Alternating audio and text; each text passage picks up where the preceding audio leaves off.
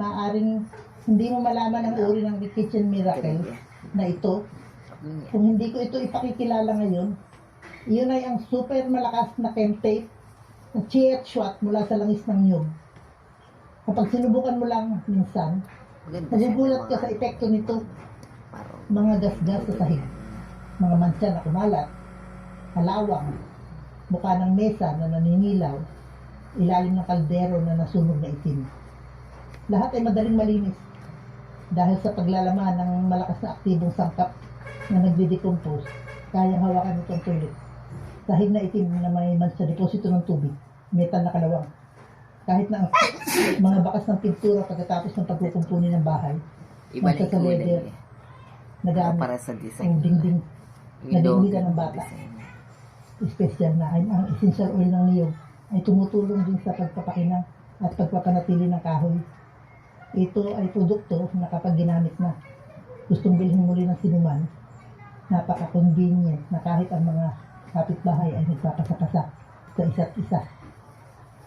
Ang presyo ng promo ngayon ay sobrang sulit. Mabilis na kumilos. Ano yung mga yan, ma? Para magkaroon, mabagal na kumilos ay mauulos. Ang baho mo na, maligo ka na. Tsaka ito. Hoy, mabaho ka. Ito. Maligo ka na doon. Orange.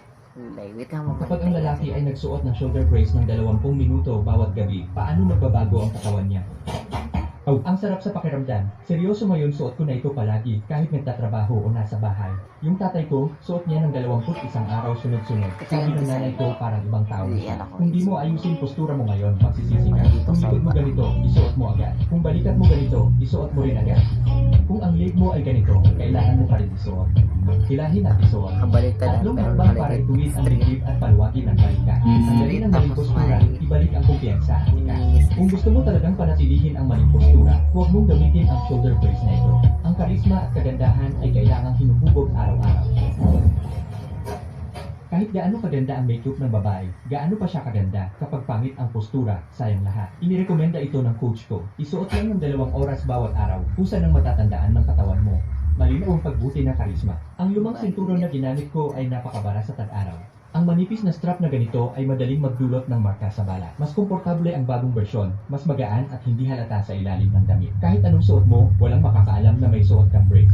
Tumutulong itong mapanatili ang tamang postura sa lahat ng oras. Natural na bumubuka ang balikat at umaangat ang dibdib. Kapag suot mo ito, parang may dinakikitang kamay na nagtataas ng balikat mo. Hindi ka na makakuba. Kahit gusto mong yumuko, pinananatili pa rin ng brace ang tamang postura mo.